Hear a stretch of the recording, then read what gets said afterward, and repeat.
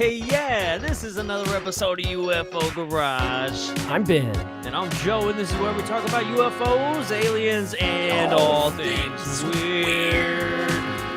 Hey, another glorious Thursday. Oh, yeah. Coming up. This chapter isn't closed yet. We still got a couple hours left, man. Still got a couple hours left. I'm excited about tonight. It's going to be pretty fun. Yeah, man. Dude, it's been I can't believe it's already Thursday, man. I know, this week kind of flew by fast. You know, the days took forever, but the week went by so fast. Yeah, you know, man. It was nice. It was You nice. know what that means is that there's exciting stuff happening, man. Is that what that means? That means that you're excited about stuff. I mean, I'm pretty much excited about today, and then Sunday, because I'm going to the kite festival and I'm gonna fly a kite, dude. Dude, oh my God, we tried to go to the kite festival a couple years ago, and it got rained out. It's been rained out like the past 3 years, so let's get it because it rains Monday and Tuesday. So hopefully it won't sneak into Sunday. Oh my God, dude, that sounds like fun. Yeah. And speaking of, in between there, tomorrow, tattoo day.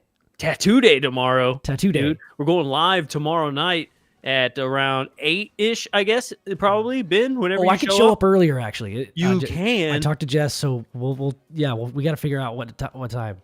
Okay, 6:30. Figured it out. That's awesome. I love it, dude. Sounds Hell good yeah. All right, dude. Hey, yeah, then we're gonna go live, I guess. We don't need to show the setup, do we? Or do? Well, we can. We'll figure it out. We could go live for members, for YouTube members, while we set up and shit. Just bullshit for a little bit. We can do that, man. We can do that. Yep. We're celebrating the 100th episode, even though this is like 128 or something that we've done. We just haven't done episode 100. So episode 100 happens tomorrow, everybody. You know, dude. This is our show. We can do whatever we want to. So tomorrow we're celebrating 100, and we're getting tattoos live. So you all, chime in with your questions. It's Q&A. We're just going to be kind of hanging out, getting tattoos, talking aliens. Hell yeah, dude. Sounds good, man. What we do best. Heck yeah. Well, hey, let's bring in our guest, dude. Yeah, everybody. Welcome, Peter Whitley, ladies and gentlemen. Joe, Ben, hello. Thank you for having me. Yeah, man. Thanks for stopping by tonight. This is going to be a lot of fun. I was hanging out on the internet. I was looking at some stuff. I typed in your name, and I actually looked at the wrong guy for about over an hour. Yeah. From what I understand, there's an actor by the name of Peter Whitley. That might be him there. There is also a preacher. That's me from Bizarro World. I mean, it's a banger. It's a really great song. It goes for a really long time. I gotta apologize. I can't tambourine. There won't be any tambourine on my side. That's actually that's a good thing. Okay.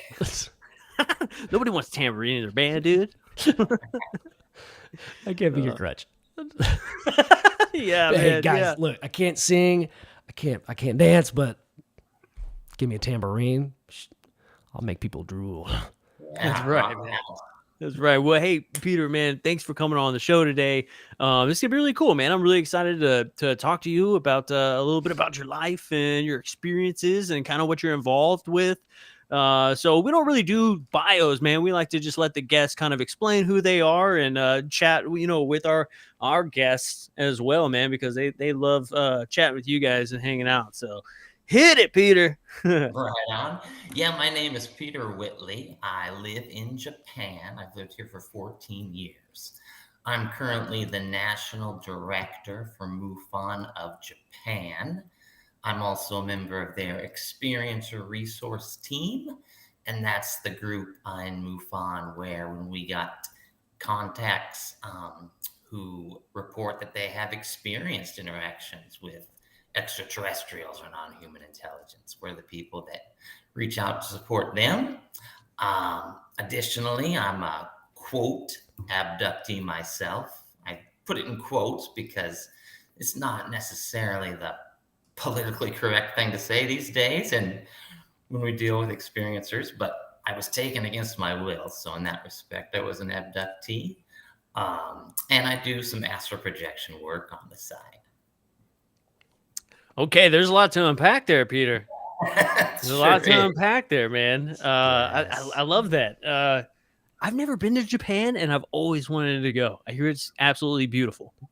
It's gorgeous, absolutely gorgeous. Fair warning, though, the weather is awful. Is it? The winter is cold. The summers are hot and humid. You've got about 4 weeks of good weather, and we're in 2 of them right now. Whoa, that's crazy, man. Yeah. Damn. So you got to enjoy the outside while you can, you know? It's sure. It's kind of like Texas in a way where it's just like too hot to do anything most of the year. Yeah, and then it gets like freezing, blistering cold for like a week and a half. And then you get like 8 days of really nice spring weather and it just gets hot again. Exactly. Yeah, beautiful country though. You should visit sometime. Absolutely. Dude, yeah, we might have to do that, man. We have to make a trip out there. You can would show be us sick. around a little bit, you know?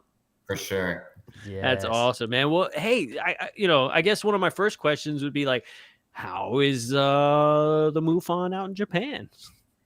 Well, MUFON in Japan, I would say in Japan, we aren't that well known. One of my goals as the director is to get us out there, get the name out. We're well known back there in the States. We have a pretty big worldwide presence. We're in over 30 countries. But we are known. We get reports here. We get about half the reports we get are from people that are either military members or family members or people visiting the military. We've got a few military bases here. Mm-hmm. The other half we do get from Japanese residents. Yeah. So we have some action over here. Also, as part of the experience resource team, I take cases of contactees, abductees, experiencers throughout Asia. Yeah, they keep me pretty busy. That's awesome. So what's the, being in America, well, I take that back. I used to live in Germany. I'm a military brat, but I was really young, so I don't really remember it. What's the, I love knowing about the culture and the way that like people interpret things in different places, you know, like how does the UFO culture differ there than it would here kind of in the United States?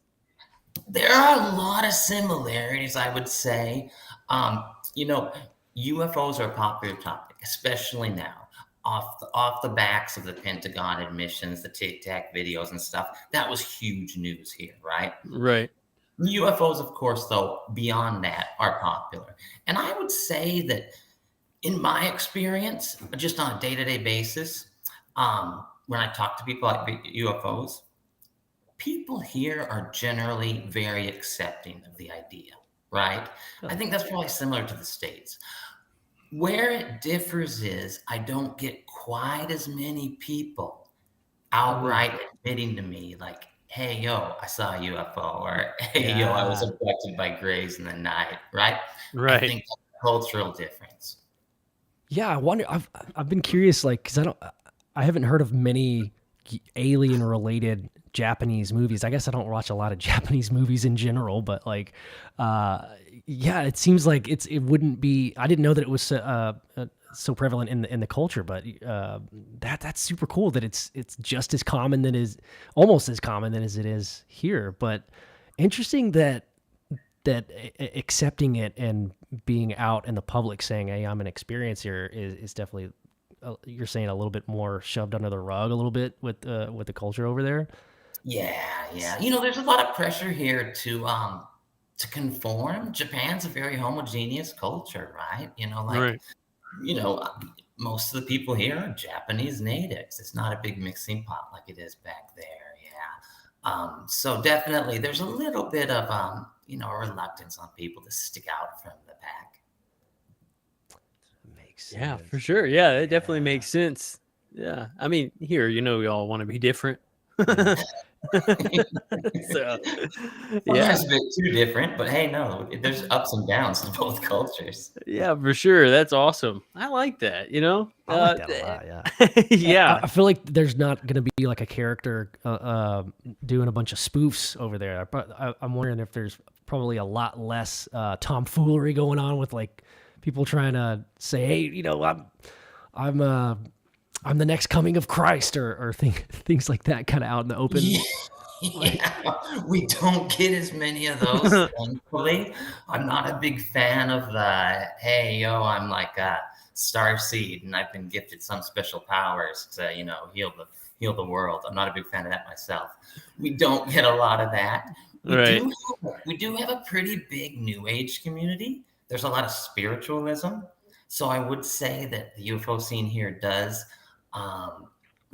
it sides a little bit on the spiritualism. That's interesting. That's interesting. How is the representation? Like, would it be the same? Like here in the States, we have like the green blow up alien dolls and the silver discs. Like the I guess the capitalist part of it, like the stereotypical idea of what you think UFOs and aliens are. Is it a little bit different there, or is it kind of like still very similar? Like, It's more or less the same. We've got the blow up dolls. We've got the green alien heads. You can show little kids anywhere a picture of an alien. It's funny. The thing that actually got me into researching UFOs, a deep dive, is 14 years ago when I first moved here. I saw a children's art exhibition, right? And there were a bunch of these just crayon pictures kids had drawn, all sorts of stuff, just randomly. One of the pictures, some little kindergartner had drawn a UFO, right? And in the middle of that UFO was this gray alien head, okay? Dude. Like I mentioned, like I'm an experiencer, like I was taken by grays, and I was young. And it wasn't until that day I looked at that poster and I thought, whoa, like, dude, that was like a really weird thing that happened to me. I had to look into it. It kind of, you hear about this sometimes with people that have had experiences with UFOs or whatnot, that something kind of snaps, something triggers them, and they're like, oh wait, now it's all kind of flooding back to me. And that was my moment. Yeah. Oh, so you kind of had maybe suppressed some memories, or it wasn't like forethought of like what happened, and then when you saw that, it kind of flood back some memories of your experience? Yeah, like I wouldn't say I suppressed them, because like whenever the topic of the UFOs or aliens would come up, I would always be like, yeah, I was abducted. Hey, Grace took me. And people would be like, come on. There's always like one or two guys that are like, no, tell me more.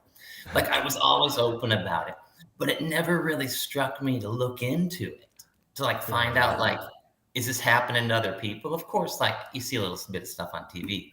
Yeah. So 14 years ago when this happens, right? This is how naive I was. I go onto Amazon and I'm like, I wonder if there's any books on UFOs. and you didn't find anything. Yeah. Only 2,584 hits, right? Right. And so not only that was there were books on, actual alien abductions and contact experiences. And that just sent me head first down the rabbit hole. Yeah. Was one of the books Whitley Strieber? Did you ever see that cover? Did it like hit home for you like it did a lot of experiencers when it first came out, or? It was pretty close. The guys I saw when I was taken were more gray.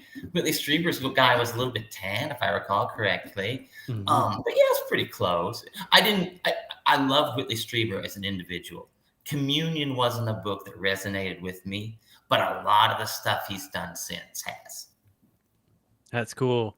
So at what age do you think that your first contact was? I wouldn't want to speculate on what age my first contact was. Yeah. I'll only talk about conscious experiences. My first conscious contact was when I was 17. Okay. And I was going to bed. And as I was going to bed laying down, a blue light came in through my window, triangulated, pinpoint right where I was laying in bed. And then pop, these two, what I now know to be small grays, showed up there bedside. And so in the moment, this is kind of a funny thing. In the moment, I was surprised, but I could recognize they were surprised too. Like there's this weird telepathy. There's like this open-mindedness going on. And I could tell they were surprised. They were shocked. And so what are you going to do if you're lying in bed, going to sleep, and a couple of aliens pop up next to your bed? Scream. You're going to, right? You're going to scream, you're going to jump the hell up and run out of there, right? So I try to do that, okay? I try to jump out of my bed, and somehow they didn't move anything, but somehow they froze me, like half off my bed, half touching the bed, like impossible physics. I'm frozen there, right? Yeah. And then they just proceeded to take me physically through the bedroom window via this blue light. The last thing I remember was going outside the window, and then I blacked out. Maybe due to fear, or maybe they made me black out. That was the first time. Yeah. That's wild. It was so okay because we always talk about this. So are we talking like through the window, or they opened it for you? You know, do you They didn't pull the blinds up? No. They just put me lock, stock, and barrel through the whole physical thing. Do you recall a sensation?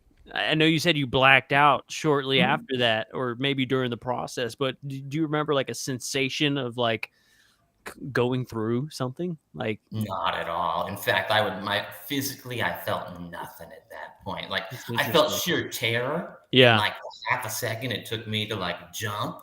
Yeah. But once they froze me, it's like everything was off other than like my eyes and my consciousness. Interesting. Yeah, because I mean, I've heard stuff, where people are like, I was going through the ceiling, or I went through the wall, or they, just took me through a door, and like it was like a battery sensation through my body as like I slipped through, and it was they're like, yeah, it was a wall. And you'd expect that, right? Yeah. I didn't have that. Yeah. The second time was when it was about 6 months later. I'm 18. Okay, now this time I wake up. Now, when you tell this story to people, I think that aren't, your listeners, your viewers know about UFOs and stuff. But when you tell this to the common everyday person on the street, they're like, dude, you're dreaming. But the analogy I always use is like, here in Japan, we have earthquakes, right? If I wake up in the middle of the night to an earthquake, I fall right back to sleep. The next morning, I know I woke up and there was an earthquake. I know that shit wasn't a dream, right? Yeah. It's obvious. You know when you're awake, you know when you're dreaming. So anyways, I wake up, I'm laying down on this, I assume to be a craft. To the right of me is a tall gray, what I now know to be as a tall gray. And again, I can tell this dude is surprised that I'm awake, right? I get that sense from him. And so he's got this long, like 12-inch pencil-thin metal rod in his hand. I can't see anything on either end of it, right? And he tells me telepathically, he says, I'm going to stick this in your ear now, but it's not going to hurt. Now, hey, so I'm going to stick this in your ear now. I don't have a ruler here, but like my head isn't 12 inches deep, right? So I don't know where this thing's going. Damn. But he did stick it fully in my ear, my right ear. Wow. He stuck it in my ear. It didn't hurt. The dude wasn't lying. Yeah. And then he told me something to the effect of, you're gonna black out now. You won't remember this. Well, I remembered it. The first thing I did was the next morning is I hopped out of bed and I went into the bathroom, which was next to my bedroom. And I just gingerly put my finger in my ear. It's like, dude, what's going on there? And there was a little bit of dried blood. On my finger. And you'd think though, no, wait a minute. You got these super high-tech aliens that are pulling you through like the ceiling and the walls.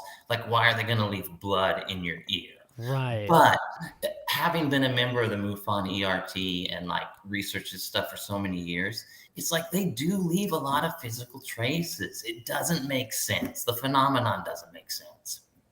Yeah, that's pretty interesting. I always wondered, you talk about like waking up and stuff, and some people, they either remember or a little bit. Sometimes they don't. Sometimes it's kind of in between where they're like, that was probably a dream. And then you find some physical evidence. And it is strange that like we think of these beings as being like so high tech and like shifting dimensions and all this other stuff. And yet they leave little things behind, prints, even like a human knows if you're going to like commit a kidnapping, you're gonna wear gloves or something, try and seal off the evidence. But like for some reason, and it could be cockiness a little bit. They could be like, what are they gonna do? Find us? Yeah, right. Yeah, right. They don't know interdimensional blood tracing yet. Yeah. Yeah, you have to think maybe they want to be found out, right? Maybe it's deliberate. Who knows? I can't. Here's another option: is that the second abduction, which in a lot of cases with my lab's experience is, I'm sure you're aware of that, but abductees that are first abducted by extraterrestrials are then abducted by sometimes ETs working with humans, or sometimes just humans. So I feel like humans are the ones that make mistakes. And then, I mean, I like this like humility aspect of, aliens make mistakes too. But like they're training the new guy's on the job, and damn it, That's right. Could have been his first day at work. Who knows? Yeah. Can you imagine only making it halfway through the window? That'd be terrible. I'd like to hope that dude got fired, but who knows? Yeah. That's wild, man. I couldn't imagine that. The feeling the blood in your ear and then seeing it and then putting it together, remembering. You're like, wait a second, like the process. Like, what do? Do you go to work that day? Like, Yeah, right. Like the thing is, after those experiences, my body was like electric. You mentioned earlier, like this battery kind of feeling. Right. I felt that the next day after each of those experiences. Interesting. There've been other times in my life where I felt that as well, but I didn't remember anything. Kind of in the back of my head, I was like, hey, did it happen again? But without a memory of it, I'm not going to come out and say, yeah, it happened. I had one other conscious abduction that happened about 7 years ago now. I have a son who's 8. He was just under a year old. All of these happened in Washington State, by the way. Where I'm from. Interesting. Yeah. We came back there for the holidays, visit my folks. And once again, I woke up on a ship, okay? And now this time, though, sitting across from me in like this molded alien baby high chair or something is my son. No. Whoa. In a molded baby. Dude. Yeah, he's eye to eye. So like, that's why I say it's like this high chair. It was just a trick, man. He's eye to eye to me and he's smiling. He's like as happy as I've ever seen him. Okay. And in between us is this sphere, like a globe about the size of a basketball. And inside this globe is this purple, like swirling gas or liquid.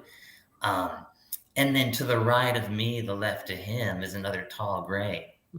So the tall gray's looking at me and he says, okay, telepathically, he says, okay, when you agree to this, you and he's referencing my son, will understand each other's souls. Like, I don't know what that means, right? And I'm just, and like, so this time I wasn't terrified, probably because at this point in my life, I'd been head first. All I'd been doing was reading about this stuff, already investigating it. So I was, maybe that was part of it. Probably my son being there, being happy as a pig and shit probably helped too. Yeah. So, and he tells me this, you and he will understand each other's souls, and I'm dumbfounded. I just stare at him, Okay. I have a 5-month-old. I would love to understand what she wants. I'd be like, yes, please. The unfortunate thing is it didn't work because apparently I agreed to it. He did something to the ball, and then in a split second, he shot us down. Okay, like now this all happened in a millisecond. But those times in your life where like something crazy happens and time slows down, you see it all, right? So I watched us, kind of together, shoot down through lower Earth orbit, through the atmosphere, through the cloud cover. We shot down through the roof of my parents' house, and we land in my bed and my son is sitting on my lap, and he's got that same huge smile, Whoa. like he's just loving it. What? And I'm just like, okay, dude, whatever. And I put him to bed and go back to sleep. So, Whoa. so That's kind of cool because like he did we think it doesn't work or it didn't work, but maybe it didn't mean like immediately. Like maybe there's a certain point in y'all's lifetime where that's gonna make sense. Like, uh-oh, I know what this is all about, in the future. Ooh, Absolutely. It could be when I kick it, right? Or it could be when we both kick it. Who knows? Like, right. the one thing you got to understand about these communications is like when we're talking about telepathy, it's not in words, it's in like ideas. And so it's really hard for me as a human who communicates exclusively via language, spoken and written language, to try to communicate with someone on this pure idea level. So it's very possible just I didn't fully understand what he was trying to communicate to me, right? yeah. I mean, well, I have one more nuts and bolts question, but did your son often sleep on your chest or something? I'm just like, if I woke up and my 5-month-old was like sitting over, like, how did you get from your crib all the way to the bed? That was the problem. Yeah. So I had to put on, that was the problem. It's like, how did you get on my chest? That's So I put him back crazy. in his bed. Yeah. Dang, dude. Wow. Yeah. That is, oh man, what a great story. And the fact that you remembered all those details too, like that's really phenomenal, man. I love that. I think for people that are conscious in the moment, it's one of those things. I'm not going to say it's always traumatic, but it's one of those things that leaves such a deep impression on you. You Yeah. will always remember those few details Yeah. that you were conscious of. Yeah. Right. So, I don't. You said this happened a few years back. Does your son remember this at all? Has he had his own experiences, or is that? Not that I know of. When he was about 3 and was barely able to talk, I was scrolling on my iPhone looking at pictures of grays for some reason, and he's sitting next to me, and he says, in 3-year-old talk, like he says, "Oh, Daddy saw that guy," Oh, dude. and I said, "Yeah, I did, right?" And he said, "Daddy was scared," and I said, "Yeah." He said, but that's not real. That's just, because they're pictures of it, right? Yeah. Drawings.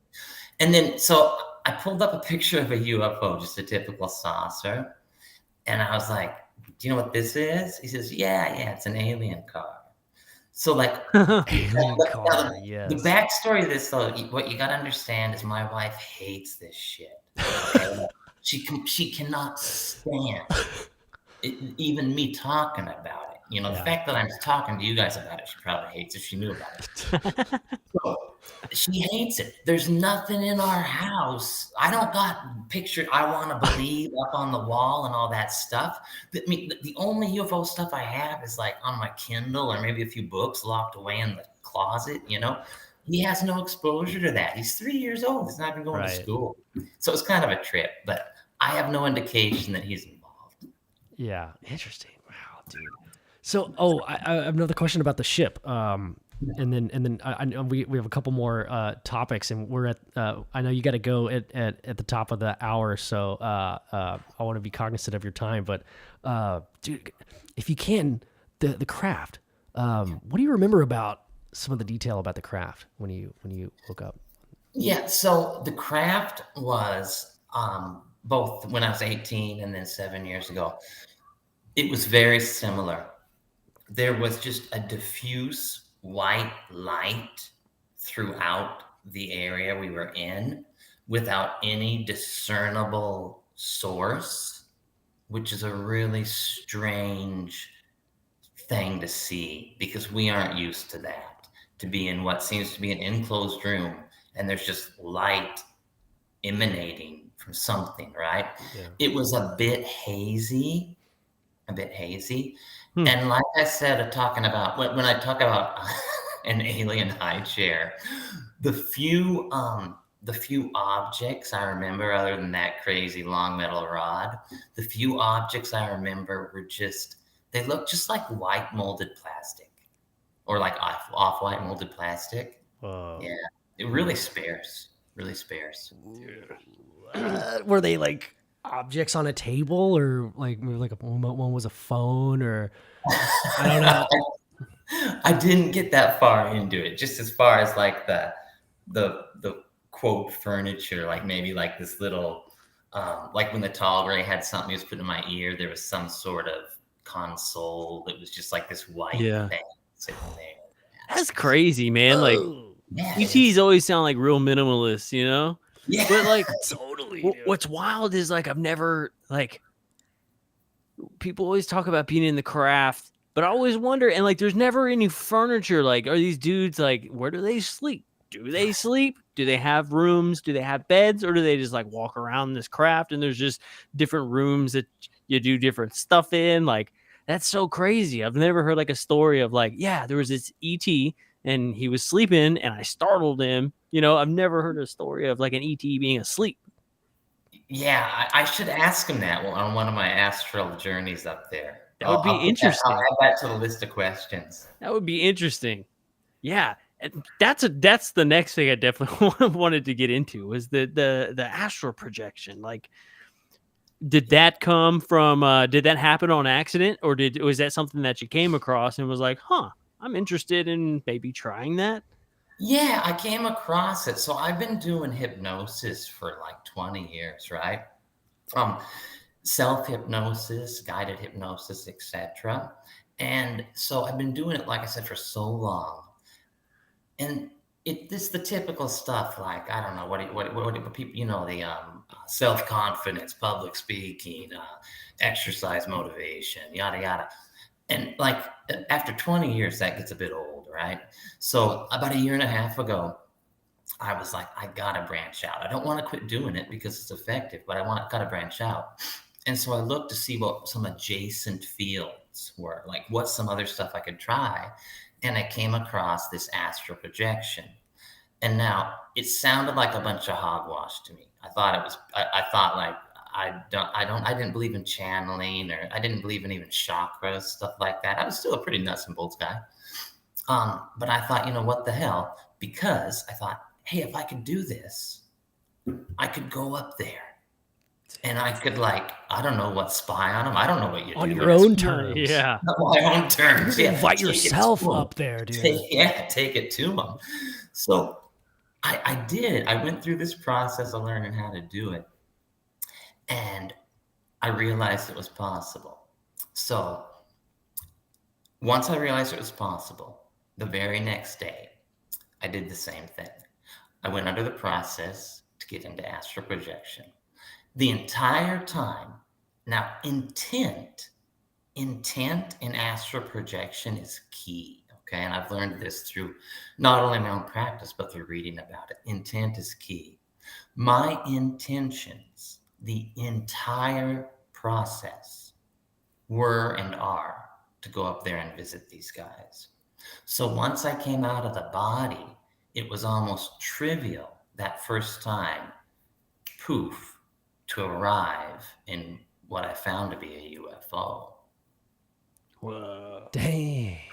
How do you even like prepare yourself for practice for something that disciplined to, like, I would get very distracted. Like, hey, there's a freaking unicorn in space. Let's go see that thing. I'd be super distracted. So like, did you like practice? Are there like steps to discipline yourself with that kind of thing? Yeah, there's steps. So like it's not quite as easy as I make it sound. The way I do it is kind of unique. I use hypnosis. I put myself under hypnosis first. And then I use what they call in the AP, astral projection community, as the vibrational technique, where I vibrate out of my body via the chakras. And if you aren't, for example, to do what I do, the way I do it, if you aren't comfortable with hypnosis, you're going to have to go through a learning process to get comfortable with hypnosis. And then you're going to have to go through a learning process of like discovering what your chakras are and like what they feel like and what it feels like to open them. And then you're going to have to go through the process of putting it all together, right? Like I detail this. I have a website where it's no secret what I do. I tell people what I do. Yeah. But like I detail what I do, but it's a process. It takes practice, you know? Yeah. There it is. There's my website. Yeah. And it says how to right there, and you click how to, and I tell you exactly how I do it. You know, there's no secret behind it. It's just what I put together, you know, the process I put together. And this is just like out on the internet for anybody that's interested. This is awesome. Yeah, PeteWhitley.org. Yeah, PETWHITLEY. Dude, yeah. That's awesome, man. That's super cool. Yeah. As far as seeing unicorns and that's where they live. I mean, I guess I could think of that, but man, I got tunnel vision. You got to understand. I'm UFOs ETs 24/7, so that's not a problem for me. I'm not thinking about unicorns. Yeah, dude. No, my mind is like a paper bag in the wind. Like it's terrible. No, the thing about AP is it can be really easy to lose yourself up there. Like what I'm currently, you know, I did this. I conducted 40 successful sessions in 2021, and they came to kind of natural conclusion. So I stopped, took a break. I started up again here this year. And my intention this year is, last year, it was all ET guided. I would show up and they basically had something they wanted to show me. And I had very little agency. So I talked to some people in the field, some authors in the field, like, if I go back in there this year, what should I do? And the common advice they gave me was, you should ask them questions. So I'm trying to do that. But you get distracted. I mean, you do get up there astrally, not just up in a UFO. No matter where you are astrally, you're distracted. It's hard to remember what you necessarily went up there to do. Right? That would be my issue. Not just being distracted alone, but like forgetting stuff. Like I've dabbled in lucid dreaming. Yeah.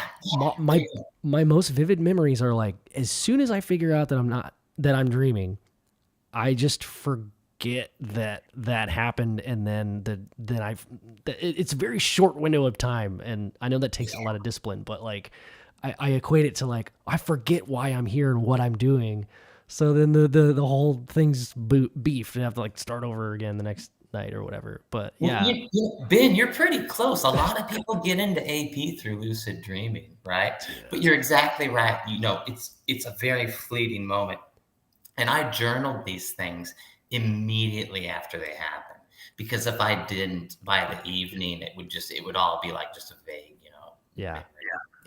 I usually make a couple notes in my phone or my notebook, and I've got some pretty trippy sketches. It's some fun stuff. Bet. It's some fun stuff, man. Yeah, I bet, man. Do you find that they, you know, like here on Earth, you know, I've heard, you know, you hear about the astral projection, and, you know, people can actually see in on you, and they can see in on different places. And if you're not in tune or aware of really like what's going on, you wouldn't even know it's happening. Some people who are in tune, who are more sensitive to things like that, you know, claim that they'll hear like a pop, or like there'll be like kind of a fuzz in the room, and they'll pick it up and they'll know, wait, somebody's projecting on me right now. I can feel it, or I can hear it. Like their sense picks it up.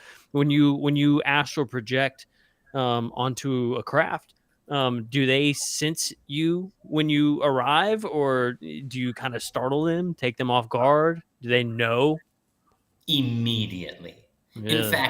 In fact, there's no, the thing is, like I was talking about intent, there's no process. Like, so I do float out of my body into the room, and I do kind of like a room check to ensure that like I'm out of my body. I look at like, stuff, like, you know, I put my phone down in a different place every day. So I look at where the phone is, you know, and stuff like that. I kind of just do a body check, room check. But then I don't shoot up through the stars and then knock on the door of a UFO. Right. No, like I instantly arrive in the UFO. I'm like, okay, it's UFO time. And I'm there, and they're waiting for me. UFO Each and every time they're waiting. They're ready. Yeah, I kind of imagine them sitting around a table playing cards, like smoking cigars, and then you go into meditation. And they're like, "Shit, Peter's coming! Get that shit off the table! Everybody stand around and Yeah. just look weird, all right?" Ladies, put Then your when you shirts on. and then when you get there, they're all just standing there, like, "We've been waiting yeah, for you." wake Jimmy up, man. He's here. Yeah, seriously. Yeah. Ah, I've got a question. So, Joe, you hit on something about so astral projecting. I mean, that's something that has been researched in the CIA, as we know, as a form of defense or offense in military tactics, and we still don't know. You know, if maybe it's still in use today. Uh, Knowing that it's a thing that our government has dabbled in the past, do you think that it's I don't know. Do you think we're still using that kind of stuff? Is it like a way to eavesdrop on other people, like in real time, and like learn secrets about other people, or countries or whatever? I mean, I've actually someone requested that I go to Area 51 last year when I was kind of came clean that I was doing this. This was anonymously before I came out under my real name, and so I thought, hey, that sounds interesting, so I'll try it. So I went to Area 51, okay? And Area 51 was unlike anything I've ever experienced.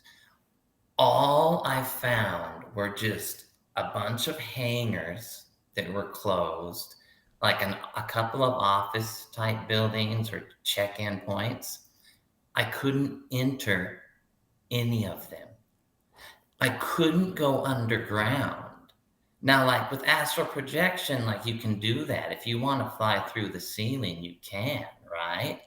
I couldn't go underground. It was like I could like astrally feel something. There was a block there. so There it's was a block it's there. protected by something, then, huh? Yeah, they've got it locked down somehow. So that is awesome. So Yeah. my next question is: do you think that okay? So following that, if there's a physical way to block physical areas, there's got to be, like, we've all seen Inception, right? Like, there's got to be a way to train your mind to block people from entering, I don't know, your bubble or listening to your thoughts. And I think of all the time, like, oh, when your ears ring, that's your spirit guides talking to you. But like, what if it's some people trying to listen in on you? And I don't know. Maybe that's a paranoid way of thinking, but have you ever heard that, like, connection? Well, I'm sure there is a way. I mean, like you said, the government was studying this, 50 years ago or 40 years ago or something, right? They say they quit studying it. Yeah, right. It was a successful study. I mean, they've got the best brains in the business doing this. I'm sure they've got a myriad of ways to do crazy stuff like that. You talked about Inception. I want to tell you a little Inception story if I can. Oh yeah. This is one of the last sessions I had last year, and one of the reasons I gave it a break. I was up there, and one of the smaller grays I interacted with, said, "I want to try something with you." Okay, so the gray got really close to my face, and you hear this in abduction stories, and told me to look into my eyes, and so I looked into the gray's eyes. And what happened was like almost a merging of consciousness. It's like we kind of became one, okay? So like we were fully, like, there was almost no separation between us. Okay, now here's where it gets freaky though. So on Earth, I'm laying down in my bed, astrally projecting. After we've merged, we zip down to Earth and we enter my dormant body, okay?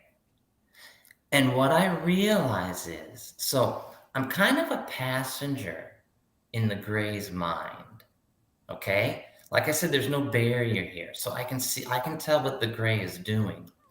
I'm a passenger in the gray's mind, and this gray starts at the top of my head and starts to slowly enter into my body, not to take me over or any crazy stuff like that, but to experience what it feels to have a human body. Whoa. So this was the inception. It's like putting on a glove, man. Yeah, gives me shivers when you say it that way. I know, the way I said it was kind of creepy too. Exactly. But that was the inception part. So like I'm inside the gray's mind Yeah. as the gray is inside my body. But I'm not you never lose a connection to your body. But that was the inception part. Like I was feeling this gray go into my body.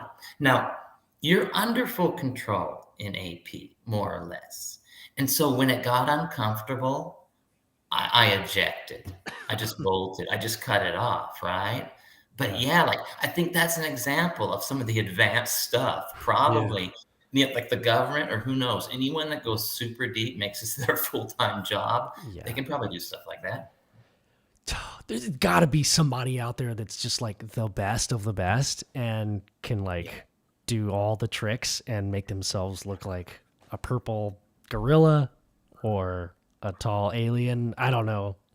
You got me thinking of all kinds of ideas now, dude. You're sparking my imagination with that. Oh my god, dude. Do they? I mean, I guess obvious question. Do they ever tell you what they want or what they're doing? I never know what they're doing. What are they doing? Like they're not just up there just taking people, right? Like what are they doing? Well, the whole, like I said, I did 40 sessions last year, and every time I went up there, they had an agenda. They had something they wanted to show me. It was typically one thing a day, and sometimes it wouldn't make sense until a later date. But I'll give you the TLDR. Like the great now. I need to preface this by saying this is just what they told me. I have a lot of suspicions about whether or not what they tell me is true. Okay? I also think because of the varieties of things we hear from different experiencers, that what they tell us might be tailored to the individual. It might be something I need to hear because someone else might hear something totally different. Right. So I'm not putting this out there like, hey, this is what they're doing. This is just simply what they told me, okay? So the Greys told me that they were created. They're basically what we would consider like a biological robot, okay? They were created to help entities, the implication being not solely humans, entities that have what we would call souls, to help the development of those souls, okay? Now, when they told me this, like my first thought was, because it kind of all had to do with reincarnation, it seemed, like you die and they do something to your quote soul and then send you off somewhere, do something. And so, and I'm looking at these guys like they're gods. I mean, they might as well be, right? And so I'm like, hey, yo, like if we're good enough, do we get to come back as you? And the Greys, like, so the Greys do have some personality, which people don't necessarily realize unless you've interacted with them. Right. The Grey that I was talking to was amused, like thought it was funny. And the Grey said, no, we don't have souls. We were created. You don't get it. Yeah. Yeah, this is our job. Yeah. Whoa. So that's what they told me they're doing. Yeah. So do you think that like maybe those guys don't have souls, but maybe the tall Gray that you did had a soul? Maybe they're helping that guy out, or some of the other beings that people see, like those are beings with souls throughout, the universe or whatever you want to call it. And these dudes are just helping out, Yeah. Well, let's fast forward a bit. I got an answer to that, or quote answer what they told me. So about halfway through those 40 sessions, eventually I wound up meeting someone that wasn't a Gray, something that wasn't a Gray. Okay. It was a Mantis, right? Mm-hmm. I ended up interacting with two Mantis entities. And they confirmed to me that they created at least these Greys that I was interacting with. They confirmed to me they created these Greys. But these Mantis entities also confirmed that they do have souls. So they are entities with souls. Yeah. Interesting. They looked at the work the Greys were doing as like beneath them. They're more or less, they're kind of high and mighty. You know, they more or less said, we don't got time for that BS. You know, we're doing greater things. That's like hiring a maid to just do your laundry and like clean your dishes and stuff. That's kind of like what the Greys are doing, and they're you know, We're the shifting dirty realities dishes and stuff. of Yeah. the galaxy, more or less. Oh man, that's crazy, man. Yeah, that's crazy. The Mantids, man, they always have like such a cool story. Everybody's always got like a very interesting story whenever you hear about the Mantids and like their interaction, and like, you know, maybe that's why their personality is so interesting, because you know they have souls too. Like, it kind of makes you wonder, like, okay, so like just on the human level, now we're making robots, right? And with, you know, biomechanics and things like that on a very fast rise. I mean, it wouldn't be too long before we have something like that, you know, like if you ask me, I think maybe like a gray is kind of a poor design, but I mean, if you're a mantis, it probably doesn't matter. But I you know, we would make something a little more like interactive that like we would be comfortable with, you know? I mean, yeah, you have like the porn industry. That's their immediate goal, is to make right. like, a being Right. soul. Yes. You know? But I mean, we're like, no, we're like probably 20 years away from doing that ourselves, right? Yeah, exactly. Yeah, man, that's it's just wild. That's wild to think. We're like right there, but we're also like thousands of years away from it. Yeah. One of the things that the mantises showed me was there's something that happens. This happens to abductees, contactees too. They report that they're able to put you into, like, VR is a really crude term for it. They're able to put you into an experience. So they'll show you like a memory, but instead of you're watching it, but you're there, right? Yeah. It's like they just basically put you in the scene. And so these guys showed me. I talked to them about, you know, where you came. I asked them, you know, more, where did you come from? You know, how long have you been around? And their answer to me to that was, listen, you wouldn't understand. But they did zoom me back like millennia ago, right? And like I watched them like through this series of scenes, like discover, you know, this crazy technology that allowed them to travel throughout the stars, and like it was so powerful, like they'd touch it and dissolve. Like it was really wild. Yeah. So just like you said though, like we're close, I think, to like making really crude versions of what that stuff is. But I mean, the level they're at, I don't imagine by the time we get there, we won't be human anymore. We'll be something altogether different. Probably. Yeah, like we're in that discovery where we get vaporized if we try and touch it, you know? And it's gonna be millennia until we just get to like go to some planet and take people out of their rooms, you know, for whatever reason. Or let our robots do the dishes, you know what I'm saying, on another planet while we do God knows what, you know? It all starts with the robots. As soon as you get robots to do your shit you don't want to do, then you're gonna over. You're gonna be pulling through people through friggin' windows, dude. It frees up the mind to think of ways to like travel the universe. You know what I'm saying? You don't have to worry about all the small stuff. You got robots taking care of it. It frees up all that free thinking time. I keep telling my wife, like, if I didn't have to wash the dishes, I could be so smart. Right? I could be doing so many inventions.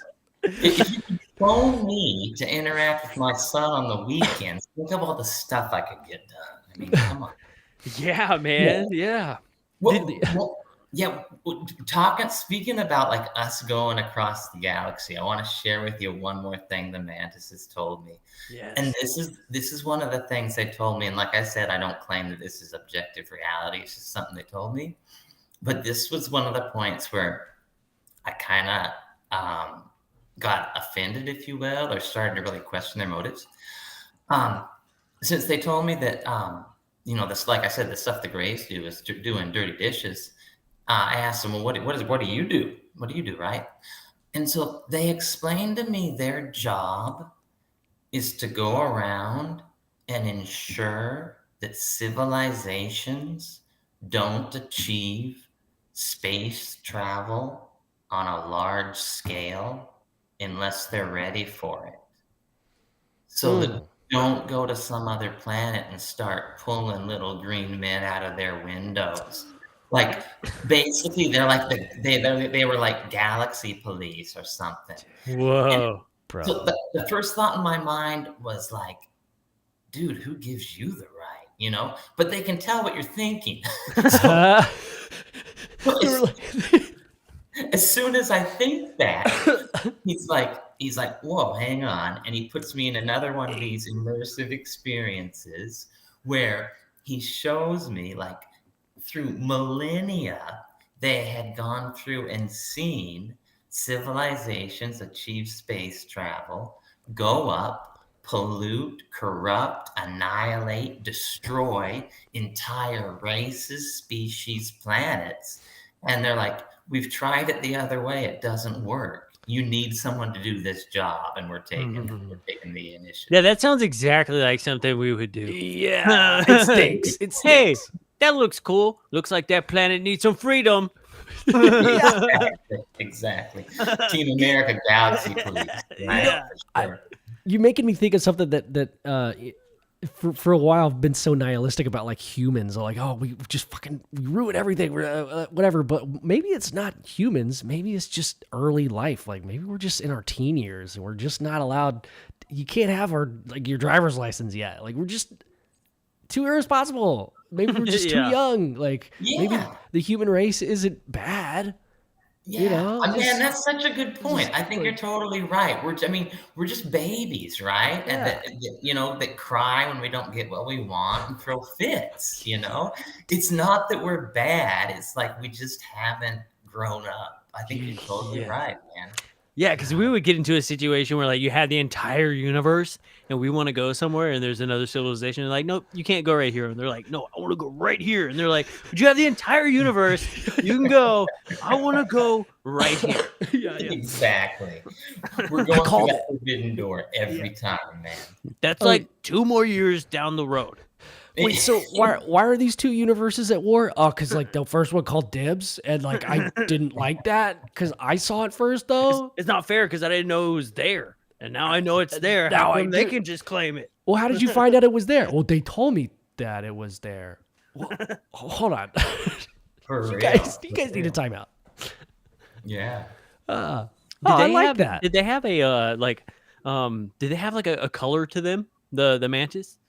Yeah, that's a great question. Actually, one of them looked a lot like like a praying mantis here on Earth. One of them was green with a angular chin. Cool. But the other one that I interacted with was tan, and his chin was very square. He still looked like a mantis in a way, but his color and facial shape were different. Did they have any like masculine or feminine like qualities to them? That's a great question.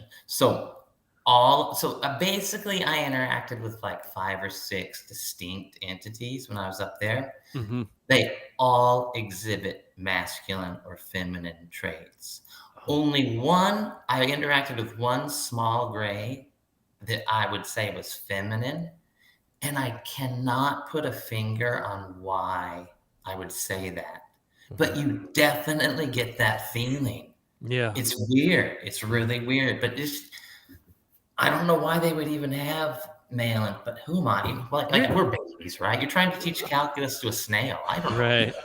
I hear a lot of experiencers, they always talk about how, they'll have these encounters and there's always this one feminine energy that's in the room, and they're assuming to the best of their ability that like maybe it's there as like a comfort, like that energy is more soothing, especially to humans. We've even heard like in the hybridization programs and things how like the mother will still be taken because those hybrids need that motherly connection. So maybe that feminine energy is there to kind of calm you or help you through that whole process. maybe. That's an awesome point, and I haven't really thought about that much, but it could just be like a front that they're putting on in their interactions with us because Right. we're used to male and female energies. Yeah. Yeah, like maybe the idea of female and male energies is like maybe the way we think about it is very very primal and maybe simplistic. Where like in actuality, it's much more complicated to other entities, or I don't know. I like thinking about that kind of stuff. Like Yeah, for sure. yin and yang kind of thing. I mean, now we're just now getting into like non-binary, but I imagine they probably have like a trillion different, pronouns and stuff. Yeah, they might. All the way out there, right? Or they may just have one, Yeah, right. They may just have one, right? Yeah, for sure. Yeah, it's like an expansion and then like contraction. Where it's like it used to be so simple, and then it was like super complicated, and then back to one. Yeah, I like that. That's cool. Intuitively, I feel like that's probably a fact of the universe. So that's pretty interesting that they were put here to make sure certain civilizations don't advance too quickly into space before that they're ready. And maybe some of these, this is all speculation, obviously. Maybe some of these negative encounters that people have are the remnants of these other civilizations that did do stuff like that. And, even though they are ETs, they possibly just can't keep an eye on all of them all the time, so occasionally the negative things slip through. And you have the negative experience, a lot of experiencers talk about how, at first I was terrified. When I filled out a survey, I was absolutely mortified by this, the whole situation. But then later on in life, I came to have a different understanding and a different perspective on the whole thing. So I switched my negative to a positive encounter in the end. But then there's just that, it's what seems to be a smaller group that's like, nope, always negative, never had a good time. It's not for me. And, sometimes it doesn't end well. And it's just, that's like the real scary part of this whole thing is we do have a lot of positive encounters, but we can't leave out the negative ones too, because, they definitely are happening or seem to be happening to certain people. And that's where it gets interesting, Definitely. There's a whole spectrum out there, right? And I don't discount anyone that says they've had like entirely negative experiences and want them to stop. As part of the MUFON ERT, one of my jobs is to give them resources. We have resources. If you want them to stop, there's things people have done successfully, and I give people those resources. Yeah. It's very interesting. Yeah. Dang. Well, Peter, it's 9:03 or 11:03 where you're at. Are we good on time or? My apologies, guys. I've got to roll. No worries. It's workaday time here in Japan. But I really appreciate you having me on the show. Hey, definitely, man. We'll definitely have you back on, and we'll have a little longer conversation. I mean, we can keep going, right? If anyone would like to know how to do this stuff, I don't sell anything on my website. It's www.petewhitley.org. I just put it up there to help people learn how to do this. So get on there and try it yourself. That's why I came forward. I'm hoping other people do it. Yeah. Yeah. If you're interested, give it a shot. Not just my method. Do whatever you can. Definitely. It's awesome. Yeah, thanks a lot, guys. I love that. Yeah, man. Thank you so much for stopping by tonight, man. This has been awesome. Or today in your case, right? This has been awesome. Let's chat again, okay? Yeah, definitely. We'll have you on soon. That'd be great, man. All right. Thanks a lot. Peace. Thanks, man. Take you later, man. That was great, dude. Dude, that was amazing. Yeah, that was pretty awesome. I love those stories. Dude. Just the detail, dude. Like that's a cool one. Like that's a new one for me. That's a cool one to be kind of put in like a movie and transported back, millennia to see the development of another civilization, like as a movie, and kind of understand like who they are and what they're doing a little bit, because we never get that, right? So I was like, what are they doing? They're like, I don't know. They just want us to like not pollute the oceans, right? Yeah. This was different. This was like, hey, here's what we were doing, Yeah. Dude, cool. Such an interesting perspective. I've not heard that before. Exactly. Yeah, just exactly. Ditto. But dude, you know what that aspect reminded me of was Throwaway Alien. Yeah.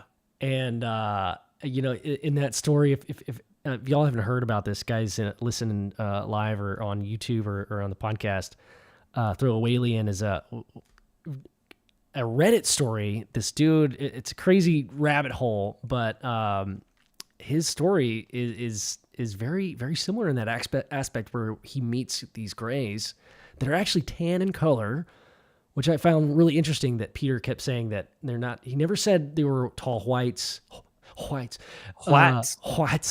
they were like a tan color, which that's what Throwaway Alien said as well. Yeah, dude. And another aspect is that they showed him things from our past and their past, namely like them or us building monoliths, then huge, giant stone balls. Giant blocks of stone. So like, yeah, like, but they showed him video, like that's what he remembers. So I thought that was cool. That was a cool connection. Yeah. Yeah, it was definitely pretty interesting. Yeah, he's got a pretty awesome story, man. 40 contacts, like that's, you know, or being shown 40 different times. I guess, what was it, 3 previous contacts, and then it was like, hey, I'm coming over to your house, buddy.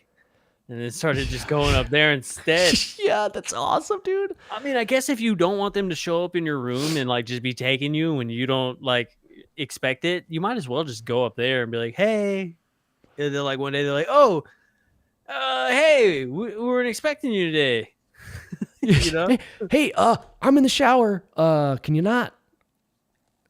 You know? Yeah. That's Cindy's question. I think she might have asked this earlier, but I don't know, Joe, can you answer this one? I can't believe Cindy asked. I can't believe I'm going to ask this, but are mantis typically associated with a particular craft?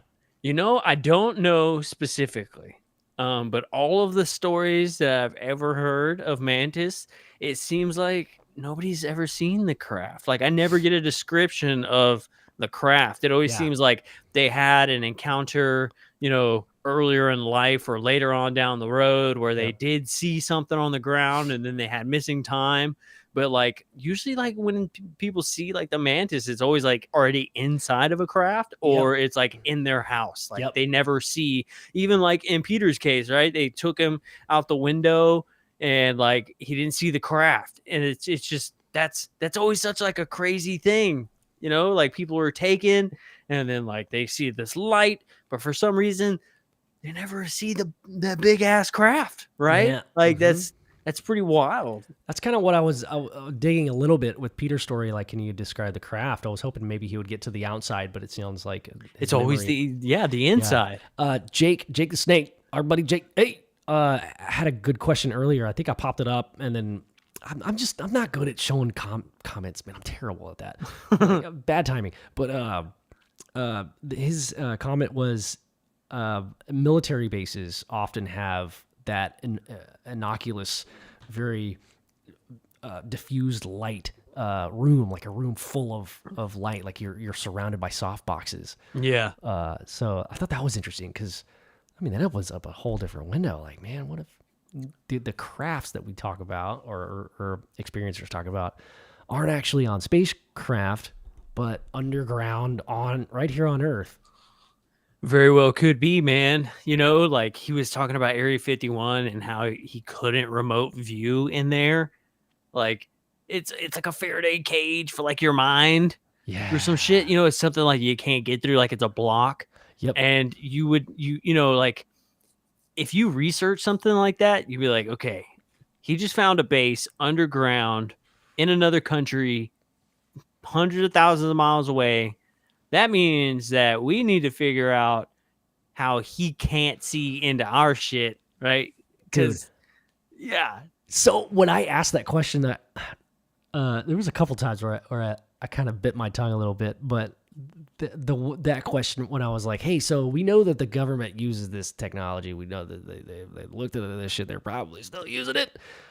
can you just like, well, the question was, can you just eavesdrop on anybody? And I mean, obviously, like the answer is yes, but I can understand where he might be uncomfortable, because if he was like, well, yeah, I could listen to fucking anybody I want to, that'd be kind of dangerous. Yeah. But he did bring up that, like, no, certain places, I mean, interesting that he didn't bring up people, because I did ask about people. So he brought up places. I thought it was very, very tactical, and that was cool. But so him saying that about Area 51 and that he couldn't get in, to me, that means it's the same for people. Like, if you try to eavesdrop on somebody via astral projection, there's blocks in place, or maybe there's people like Men in Black that they're always hanging around the president. Yeah. That maybe they're just really good. That's why they shave their hair, dude, because hair gets in the way. Yeah. Yeah. They produce stronger signals, and they got to be standing like 10 feet apart. Otherwise, there's a gap in the signal, in the shield. It's like a Wi-Fi mesh, dude. Yeah. That's why Jeff Bezos has a fucking shaved, shiny ass head, dude. Dude. Yeah, like because that's where you would hide your shit, right? That's where you're hiding it. You're not just gonna put it in like some hangars above ground. You're hiding it in that room that nobody can astral travel into that shit. Nobody can physically go in there or mentally go in there. Yeah. I built a room that you can neither physically or mentally get inside. Yeah. Mentally. Like, that's crazy. That's so freaking cool. Crazy. That is so cool, dude. And it makes you wonder, like, what other buildings are like that? Who are the contractors to build those buildings? What kind of materials are they using? What do they know? You know, they're definitely like private contractors. This insulation is not it's industry standard. This is anti-astral projection. Like, they're not just hiring laborers off of Indeed. You know what I'm saying? To come build this room. Like, who the hell are they contracting out to build that? Like, who's got that contract to build the walls to keep astral projection out? Right. You know? Right. Well, that's even just saying that it's a physical structure or material. Right. It could just be like, all you have to do is set up a perimeter of little vibrating things, like little things that vibrate at a certain vibrators. You just put a satellite on the top of your building and emit a frequency that won't allow it to go in. Boom. You know, that sounds easier. It's probably like an $80 fix, right? Yeah, right. We're making it sound like it's like this multi-billion-dollar, like, you know, black ops project with secret contractors that governments are, you know, colluding around the world to have come work on. They were like, no, dude, you just put a satellite on top and play reruns of Seinfeld all day, and you can't astral project into there. It's weird. It runs on a really heavy frequency. Specifically, episode 3 of Seinfeld, season 1. Oh God. Or it's one of those like universal remote controls that you buy for your grandma that has like 4 buttons, and then you just like tape the button down, then it just like radio. It's like... Yes. Dude, what is it? RFID? I don't know. Oh, I think so. God. Yeah. Oh my God. Dude, are you excited about tattoos tomorrow? I can't. I feel like a little kid. I'm so giddy. I know. I love tattoos, man. I'm pretty stoked. I love getting tattoos, dude. I'm so stoked. Yeah, I'm pretty stoked. Are you like? You're not gonna like wuss out, are you? No. You're not gonna change your mind, are you, dude? No, dude. You're not gonna change. You're not gonna like get it on your like lower back at the last moment. Oh no, absolutely not. Where are you gonna get yours, dude? On my lower back. On your lower back? Right above my butt crack. That's where the men get it. Above your butt crack? Yeah. I'm still debating, man. I don't know if I want it here or if I want it on the side. You know. I think I'm gonna do it sideways, like right here. My arm's so damn skinny and tiny, like I just not a lot of real estate. I was thinking too, you know. Well, I don't want to copy you. You said here. Okay, I'll go here. So you know where this one is? Yeah. So on the other side, but like sideways. Right. Yeah. So no, I was saying on the inside of the arm. Yeah. Not the underside, like you were getting, but I might do it here. That'd be dope. just because like It is I very always wanted to do. horizontal though. The logo. Uh-huh. So you feel like, I don't know. I wonder if you could fill it in like around with like some stars or something. That'd be kind of cool to like fill on the. 'Cause, Well, like, your shoulder. I figure maybe if you cocked it at an angle like that, it would fit kind of cool. Oh, You know, that would be sick. those flames kind of wrap a little bit, that would like be right sick. here, but the car will be kind of sideways, so I you'll like get the that. cool flames and then the higher flames. I Yeah, like you know. that. I'm trying to show Nightmares. Whoever flakes out, I will hunt you down. What? Oh, I can't find it. But it's also a notification that Nightmare's been a member for 3 months, dude. Freaking thanks, dude. I freaking love you, man. Hell yeah. Thank you. God, That's good stuff. Champ says face tats.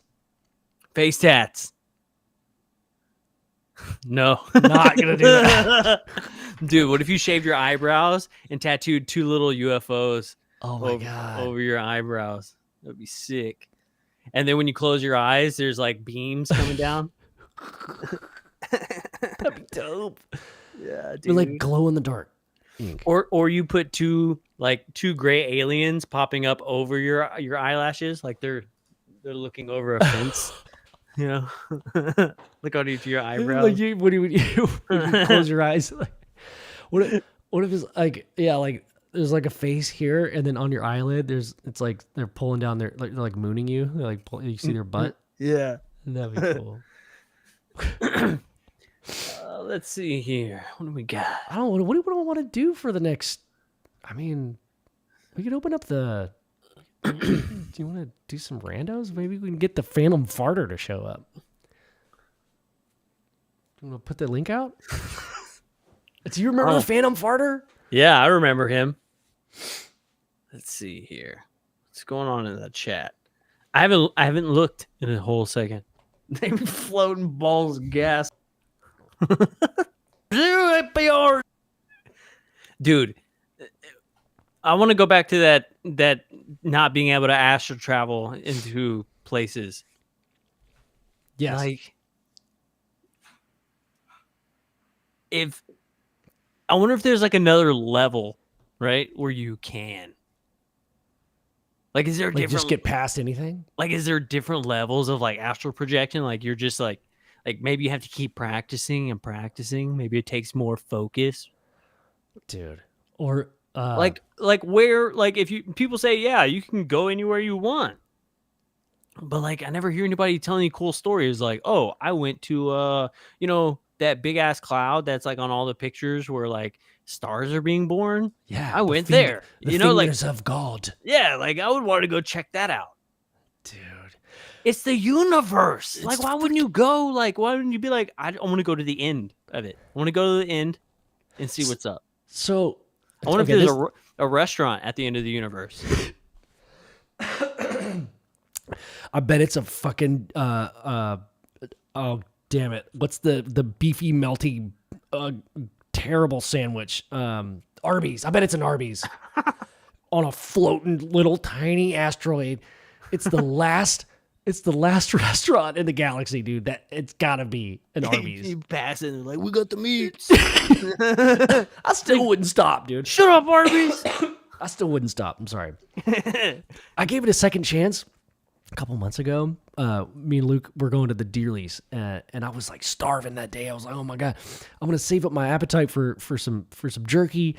And like I got to the end of the day, pick me up, go out there, and we're like, oh fuck, I'm starving. Let's get some food. And Luke loves Arby's. So I was like, you know what? Fuck it. It's been like 2 years since I've had Arby's. I'm gonna give it a second shot. Maybe my taste buds have changed. Terrible. It's a terrible sandwich. I'm sorry. It's bad. Don't put roast beef and cheese sauce on on a sandwich. I think. Have you had a good roast beef sandwich?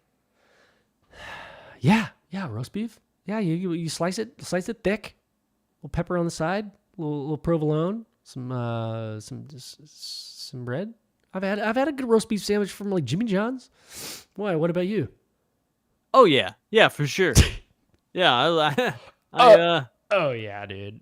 I'm a big fan of the roast beef sandwich, man. You know, I'm talking about the roast beef sandwich from Arby's. just Arby's specifically. That's what I'm saying. Okay. You should get a tattoo of an Arby's sandwich tomorrow instead of the UFO car. Oh my god, that's got to exist. Hold on, that's Arby's sandwich tattoo. Google's Arby's sandwich. Dude. Here we go. Oh, I knew it. There it is. That's it. That gross motherfucker. It looks exactly like that. God, that Beef even and look. ched now. I mean, that looks good. I think I like that's handmade or homemade. Yeah, there's chicken strips in the bottom. You know, this tattoo looks as good as it does on his leg. It probably tastes exactly how it looks, or it does. It's like a real image. I mean, good lord, dude, what is that, man? That cheese freaks me out. You know? Is it cheese though? I don't know. I don't think it is. The cheese definitely freaks me out, though, for sure. The sauce is what gets me. I feel like it's a cheese sauce. Arby's. You know, I'm thinking. Let's go to Arby's.com. Let's see. Arby's.com. Oh my god. There it is. That looks fucking good. The chicken nuggets, dude. Dude, those chicken nuggets look Scroll good down. as hell. Let me see what else they got. Ooh. Okay, this is it. No, yeah. Slow roasted beef. Oh my god, they have porn on their show. Oh, God, dude. What? that's not a vagina. It's the vagina sandwich. half pound vagina sandwich. Don't wait in line now. Look at that. Look at that drippy ass. That's gas station cheese, dude. It's so much. Look at I don't this. know. Look at this driblet. Look at that. Half a pound. Holy shit. Half a Have you- pound of have you- beef and cheddar vagina sandwich. Have you ever eaten like a 1 pound hamburger and like weighed yourself afterwards and like you didn't weigh a pound extra? Isn't that fucking weird? I've never done that, but that's hilarious that you have. Yeah. I'm gonna make sure. Yeah. I ate a lot of hamburgers, dude. So I'm gonna get them. yeah, it's weird. You got to try it. Eat a hamburger, like make a 1 pounder, and Okay. then go stand on the scale, and you're like, what the hell? That's And you either don't gain any weight or you gain 8 pounds. just immediately. It's fucking weird. That's super weird. I've weighed myself after taking a shit, but not after eating. That's even more disappointing. You're like, oh, Yeah, it usually is. I didn't lose any weight. Yeah. Could have swore that motherfucker was like 8 pounds. Yeah. UFO Garage. When we going to Roswell? Dude, we were just in Roswell, dude. Actually, it was like a couple months ago, I guess. I was in Roswell. Me and Nico I were didn't in get to Roswell. go. Ben didn't get to go to Roswell. I'm still kind of like. I'm jealous, of course. You should be. It was such a good time. Man. Me and bro, it's funny because like me and Nico, after we finished filming all day, we went to this pizza place and we're like, hey, do you fools serve beers here? And they were like, no, we got sodas. And we were like, nah. And so, but we had already ordered the pizza and we were like, shit, we want a beer, man. So then we went we left and we went to Wingstop and we drank beers and ate wings. And then we came back to the pizza shop before they closed and picked up our pizza and took it home. And we like got more beer and drank beer and ate pizza. We played that old school arcade game for like till like 2 a.m. We played Double Dragons, dude. And like Battletoads. The truth finally comes out. I remember I was talking to you guys on the way home, and you guys like didn't want to tell me the full story. I knew it. You guys didn't want to make me jealous. That sounds like the funnest fucking time I've ever. I get it now. That's why you guys didn't tell me. Yeah. That's hilarious though. Go to Wingstop like, yeah, let's go. Yeah. Also, Wingstop, best wing. Best wing? Best wing. Yeah. To me. What do you think? Oh, sorry, dude. It was a Buffalo Wild Wings. My bad. I do like Wingstop though. Wingstop is good. Okay. I'm not a fan of the powdery stuff. Yeah. I like the sauce. You know? You don't like a dry rub. Yeah, I don't like dry rub. Unless it's, See, a I brisket. I feel. Oh, you like the wet? Okay, got it. I like the wet sauce. Yeah. I was gonna say, but most of Buffalo Wild Wings sauce are all very, very wet. And also dry. Well, there's some. Here it comes. Oh, hot, hot, hot, hot. Hot, hot, hot, hot, hot, hot, hot, hot, hot.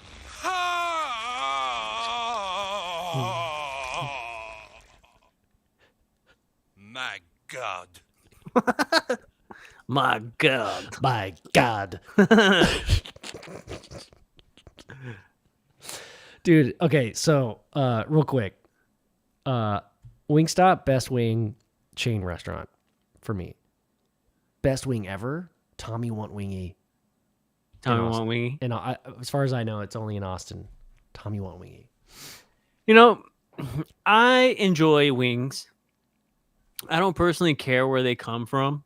For me, wings are kind of like crawfish, where like if they're around, of course, I'm gonna eat them. But it's not like my first thing to go to. Like crawfish, it's so much work, and like by the end of it, you just got like this big pile of shit in front of you, and it's like, I don't know. I'm just a fan of like a big food to eat at once. Like I don't have to eat a whole bunch of little things. Hey, it's me, Joe from the UFO Garage podcast. I'm a fan of big food. I like big food. You did this. Big food. Big food, You'd be the perfect. I think we could make a baller. You know what we should start doing is just making commercials for people to see if they'll sponsor us. Yeah. We could make a Whataburger commercial just like that. Hey, do you like big food that you can eat at once? Try the new Whataburger burger. It's the burger that's always been here. It's the burger that's always been here. It's the burger of burgers. But it's new. If you haven't had it yet, when you bite it, you're always like, man, what a burger. And a lot of people say it wrong. It's not Whataburger. It's what a burger. What a burger. Because when you bite it, that's what you say. You're like, man, what a burger. You do actually say that every time. I do every time. and then whenever I go to Five Guys, I bite into it and I'm like, Five Guys, burgers and fries. And then I'll go to In-N-Out and I'll be like, it went in, is definitely about to come out. So let's get out of this drive-through. And then my wife looks over and she's like, "You're already done?" I'm like, "Yeah, there's all these cars in front of us. Those hamburgers are this big, dude. We've been trying to get out of this parking lot for like 3 minutes now." Papa, those hamburgers like quarters, like Grimace in 1995 commercials, dude. Just dude, yeah. I'll gladly pay you Tuesday for a hamburger today. Chip said bat chicken, bats chicken of the cave. That's gotta be that's genius. If that's not from something, that's fucking hilarious. The chicken of the cave. Bats, chicken of the cave. Have you ever had bat? No, me either, dude. I have not. You would think living in Austin, we would have eaten a bat by now. I have taken a bat into my care from a Target. I rescued it, I guess, quote unquote. What happened to it? I didn't eat it. So it was a little baby brown bat, and it was nesting underneath the O at the Target by our old apartment where we used to live. And there was like a crowd of people. I was going to Target for something. Hold on 1 second. Is there an O in Target? Oh, sorry. Great question, dude. Great question. Wait, do you spell Target with an O, dude? That's such a great question, dude. You mean there's a Target? It was in the Target at Target. I did say O though. Weird. I don't know why I did that. Anyway, the Target of the Target. They like nested in there. It's like up there, like getting some fucking, I don't know, some extra small t-shirts. And there's like a crowd of people like standing around in front, and I'll walk up and they're like, oh, it's a baby bat. And I'll walk up and there's like somebody, like a worker with the shirt on. She's like, I don't know what to do. And I was like, I could take him. Everybody was like, oh yeah, okay. And then everybody just fizzled out, and I'm like, I guess I've committed now. I spoke out of turn. I don't know. I shouldn't have done that, but I like already said it. So they're like, oh yeah, this guy's a bat expert. He knows everything about bats. The fake crazy thing is that everybody just accepted it. They were like, oh yeah, a guy with dreads, he fucking knows what to do with this thing. And they just fizzled out and went into the store like it was normal. So now I have this responsibility on my shoulders. I was just going in there to get, some socks or something. So I go back into my car. Luckily I had like a shoebox in the back. In a dip cup. And 12,000 dip cups. So I put that bat in a dip cup. I put the lid on it. Close it real tight. Poke some holes in its back so it can breathe. Because everybody knows bats love air, dude. It's like one of their favorite things. I was dipping a lot back then. So I grabbed this shoebox. Story's almost over. I grabbed the shoebox and put it in the bag, and then I take it home and I take it home and I pet it, and it bit me, and then I have these superpowers all of a sudden, and I'm very strong and I'm very fast and I could see sound waves. Hell yeah! My movie's coming out tonight. It's called Bat Guy. Bat Boy. Bat Guy. Bat Boy. Bats, sir. Sir Bat. Sir Batman. But that's a true story, though. I did take it home, and then I put the shoebox outside. I did take it out. I did pet it. It was very cute. But I put it on my the porch, and it flew away sometime during the night. Or a hawk came and snagged it and ate it. Or a cat. Yeah. I thought you said you rescued it. Well, I wasn't going to... You're the one that brought it up. I wasn't going to say that part. Hey, it made me think, though, we should make a movie where we both dress up like Batman and call it Batman. I love that. So what if... So Alabama Tide said Batman. Batman. Dude, hell yeah. Wes says Batman. That's a great episode of South Park, too. Bad Dad. Have you seen that one? Oh, I'm sorry. I thought this was America. Yeah, I thought it was America. Bats do pee on themselves upside down. One peed in my mouth as I was trying to pet it. And that's where I got my superpowers. Ew. That would suck, dude. Like, you get bit by a bat and all of a sudden, oh, great, now I'm blind. I thought it was supposed to be superpowers. It sucks. I can't see anything. This is supposed to be way cooler. I was literally going to an art museum today. Now I can't see anything. Art sucks. I was going to school as an artist at my big gala tonight. Big gala. And now I can't see. And everything smells like cranberries for some reason. Dude. And I just eat a lot of fruit and bugs all the time. Jim Goodall's in the house. What's up, Jim? No, man, my hair is still here. It's just kind of up in this ponytail. I was doing some sanding today. And, yeah. At Alabama Tide, dude, I didn't cut it. Well, I guess I kind of trimmed the sides, but I was sweating a lot. So I haven't washed it and combed it out. So it's a little higher than usual, man. But your beard looks very Anunnaki today. Does it? Yeah, I like it. I like the shape. It's like, Is it? It's like it makes a noise. Oh my God, dude! I got the whole thing where like I didn't get my hair cut for like years. Well, I finally found a barber that I can trust, dude.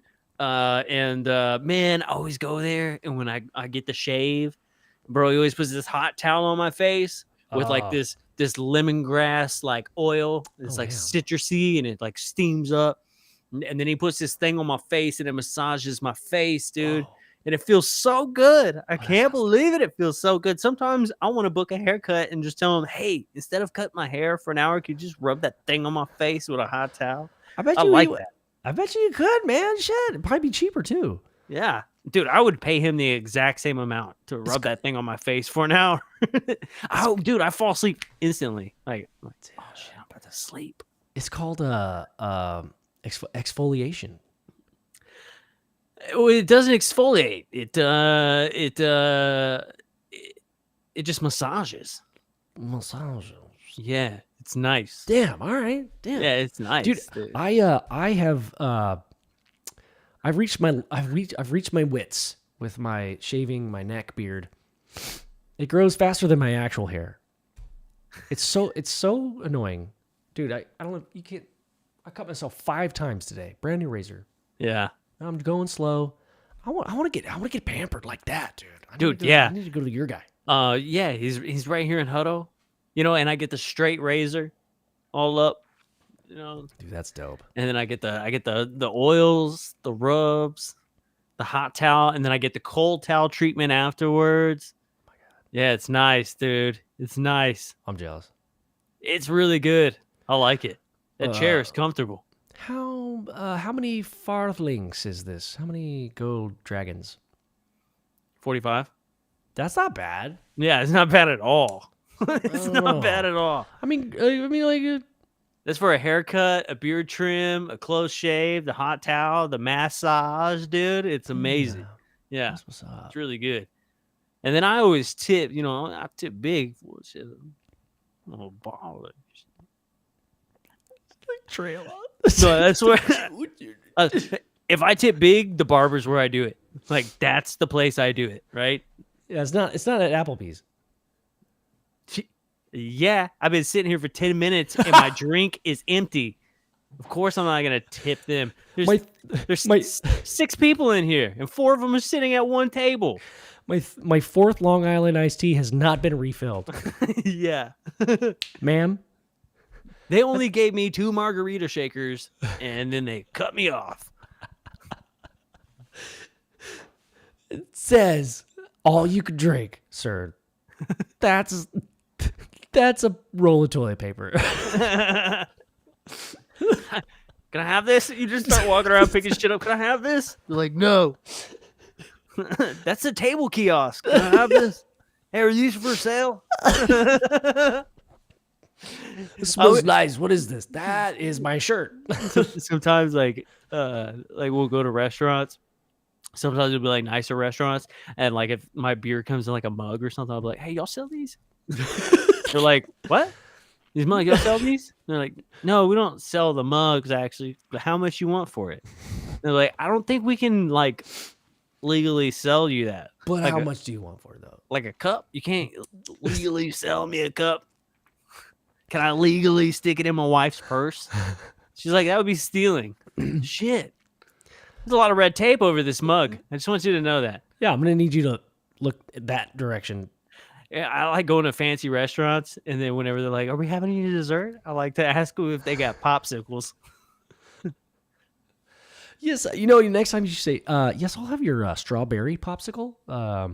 If you don't have that, and then it'll really act like you're looking at the menu for that. If you don't have that, I'll do the grape ape. I was gonna say I have 2 chalices from Baby Acapulco, but Baby Acapulco. You know that restaurant, Baby A's? Baby A's. I have 2 of the chalices. Do you? The purple chalices. The coveted. How did you get away with that? Just took it? I don't know. I can confirm. I can confirm nor deny that I did. So basically, you had more than 2 chalices and ended up walking out with 2 chalices. Look, I asked for a refill, and they politely told me to leave and put my shirt back on, so I took the chalices. These are mine now. This is your fault for having purple grape-flavored margaritas on a Tuesday night. Seriously. This is not my fault. If I have to put my shirt on, I'm taking both of these cups home. All right, whatever. All right. These are mine now. You just leave. Oh my God, it's not my light over. All right, these are mine now. I'll see y'all later. Like you make it enough of a compromise that you're like cooperating. What's Gizmo? Sorry. Gizmo. Look at him. Gizmo's Look at down him. there. Look at him. He's like, it's not me. I'm not interrupting nothing. He's looking at you like. He's like, he was too lazy to turn his body around and look at me. Yeah. He went into owl mode. He was like, hey, that wasn't me. I know you're live right now. I didn't mean to make that noise.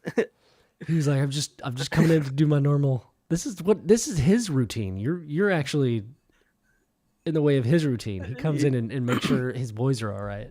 That's right, dude.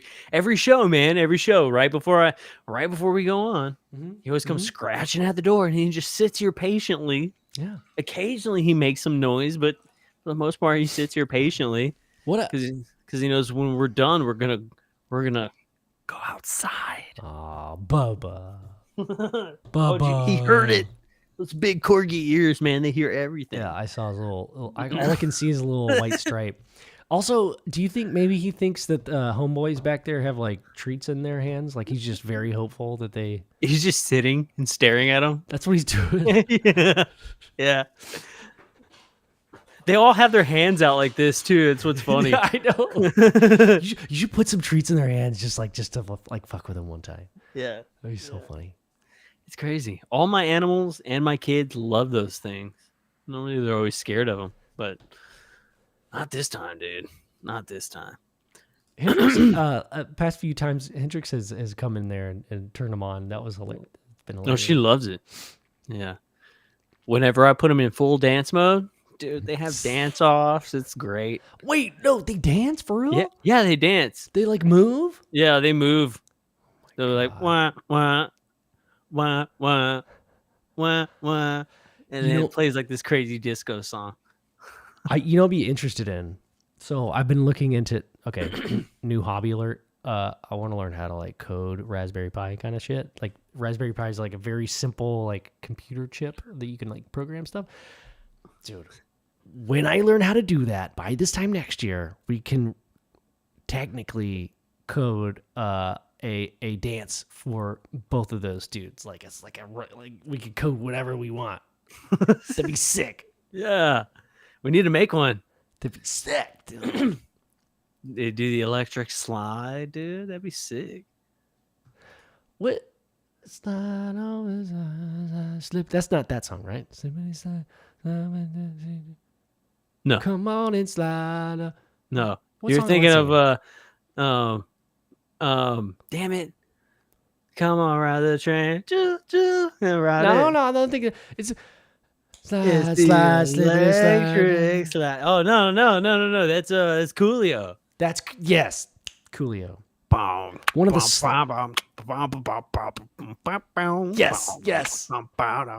Yeah, that's the most shiny. That's the shiniest music video ever.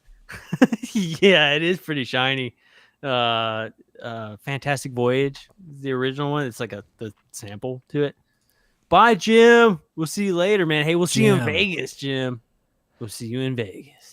I may have a plug for Jim, by the way, because Jim and Lynn Wallington are starting a YouTube channel. What? I heard about this. Okay, how do you spell rebel?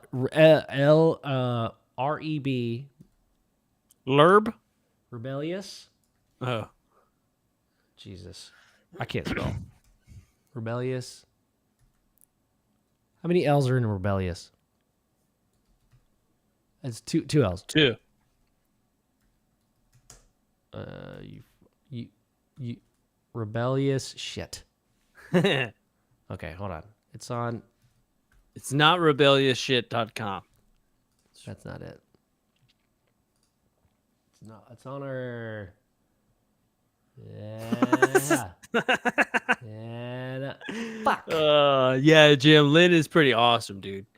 She's Jim, really cool. What's the new rebellious ufology? Tell us your. I feel so bad. I was just talking to Lynn today. Is it in your messages? Yeah, but I gotta pull up that. Is it in your emails, dude? Is it in your home email works? Home mails? Homestar. Dude, I hate getting mail. Mail sucks. Are you talking about email? I mean, all kinds of mail. Dude, you know what would be awesome if dude, we should do like a live stream of us checking our PO box. Yeah, I haven't checked it in like 2 months. Let's do it. How far away is it from I where feel you're like at? it's called Rebellious Ufology. I feel like I just subscribed to it. Ufology? God damn it. Maybe All right, they. I'm not gonna find it. I'm sorry. We'll sorry, post a guys. link after the show. Yeah. Hold on. What does it say? Rebellious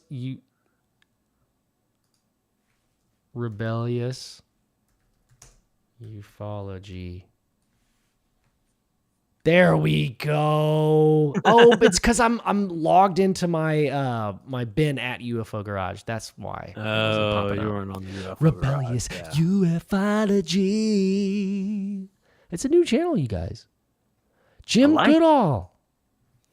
It's all Goodall, baby. Lynn Wallington, you guys, I mean, most people know her. She's pretty much famous. Jim Goodall, also very I mean, who doesn't know Jim Goodall? Come on. I'm so stoked about them starting this channel. Joe, did you know that Lynn is leaving SOR? I did know that.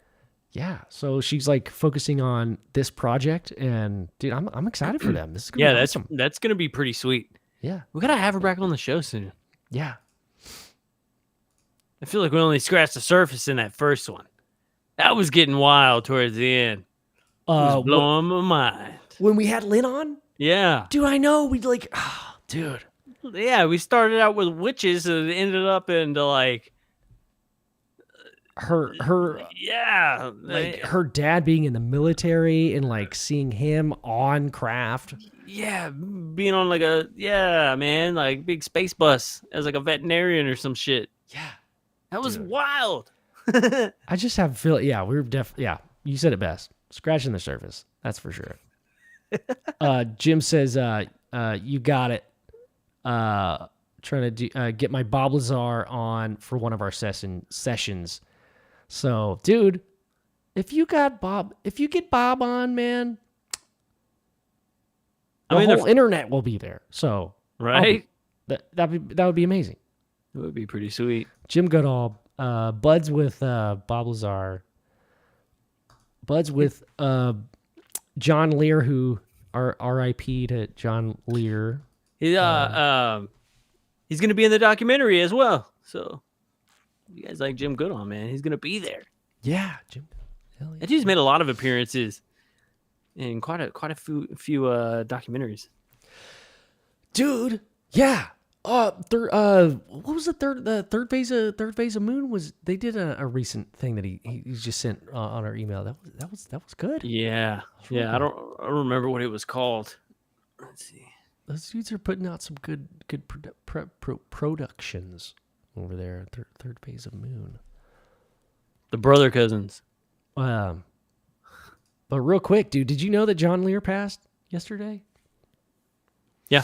Dude, man, what a legend. I didn't know that until I got the email from Jim. So, Yeah. dude, what a legend, man. That is we lost a big one for sure. Pour one out, you know? I'm empty.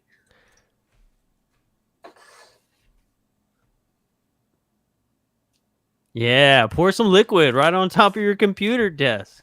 That's a good idea. a red liquid.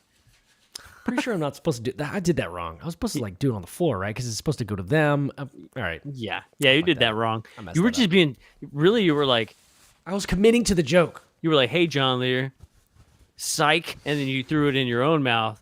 What an asshole! Okay, I got to do that again. Now you have to pour it out on the ground. I literally just poured it on the floor. All right, come here, Nibbler. Come here, Nibbler. Nibbler. Nibbler, come get drunk. Get drunk with Daddy. Get drunk with Daddy. Yeah. And All right, she's dude. wasted. All right, dude. Yeah. What's next, dude? That's it. Oh, Yeah, that's it. Okay.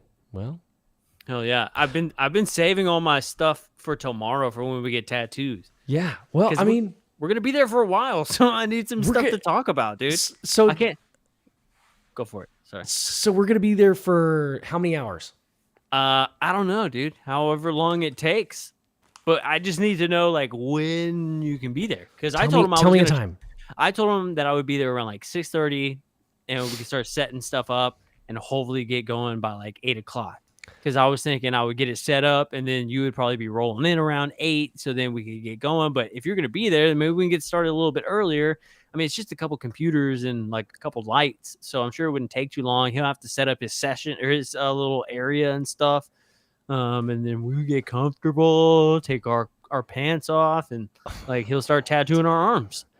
So, you know how production works, right? Like you get there, it's like, oh yeah, we'll like start setting up, and then like, oh shit, 6 hours later. Yeah. But here's the thing. This time it's just me and a camera and a computer. So I'm very fast. So I can set that up. All we need to figure out is fast internet. Which if it's not fast, then we're just shit out of luck. So, dude, we're in Taylor, bro. Of course we got fast internet. Yeah. Totally, dude. You got to plug right into the water tower. Yeah. I'll bring some gum. Stop Why are you laughing, bro? Everybody knows that you can. Everybody knows that you can use gum wrappers to speed up the internet. You put it on the antenna and it makes it go faster. And the more pieces of gum wrappers that you put on there, the taller the antenna gets, and it gets more power, dude. You never done that? Yeah, I mean, why just bring some tinfoil though? I mean, I guess you could, but then you don't have any gum. Oh my God. I'll bring the gum. I'll bring gum. Yeah, you have to. Yeah. All right. Well, I've got much more to say, but I'll save it for tomorrow. Hell I've yeah, got dude. notes. I've got notes. Oh, you got notes? I've got some shit, dude. We got some breaking shit to tell people. Let's do it. We got some new shit. You want to do shit? You want to do one?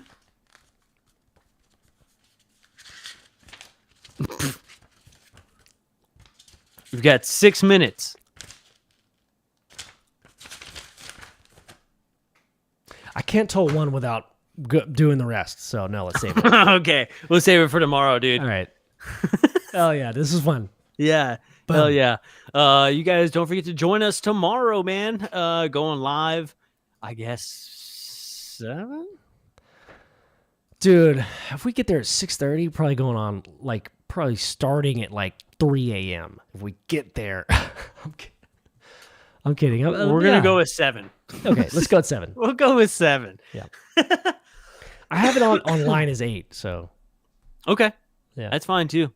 Well, maybe we'll stream live like early for members, some members only content. I don't know.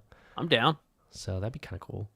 Hell Thank you guys. Also, I posted on Twitter and Instagram a big thanks for everybody that are members on YouTube, supporters of the show. Thank y'all so much. Oh my gosh, Hell you yeah. guys, I love y'all.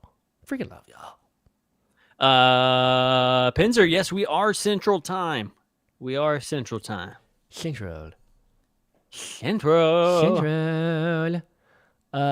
We got the UFO Garage Podcast store. If you want to support the podcast, check it out. UFOGaragePodcast.com/store. 20% of everything you buy goes to UFO and UAP experiencer groups. This month this quarter we chose Anomaly Archives here in Austin, Texas. So we are donating to those guys. They're looking for a new home. And we're real close. They're real close. They are pretty close. This is actually the last day to donate for the quarter. So if you guys want to check out Anomaly Archives and donate to them, you can donate to them directly, or you can buy some merch from our store. Anything we sell, including YouTube super chats and donations, 20% of everything we make is going to a cause.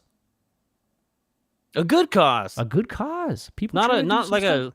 not like a lame one. Yeah. This is like a good one. Yeah, like a lame cause would be like because, you know? Like just because. You know? Just because like cause though.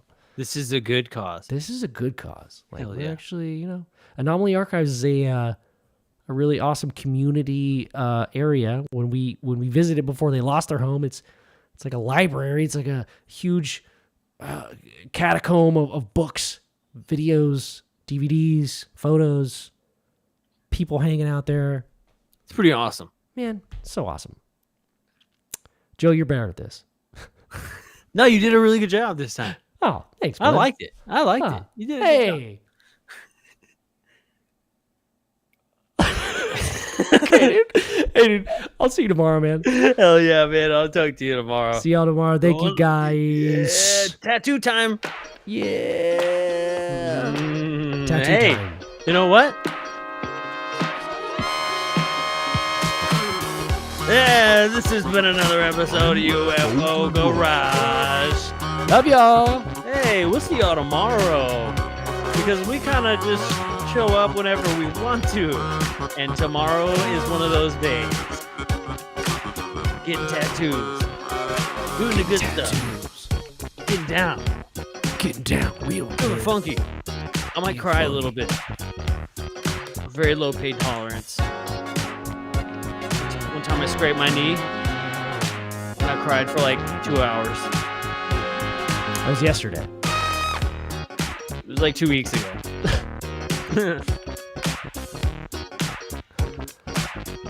All right, goodbye, y'all. Oh, goodbye. UFO Garage.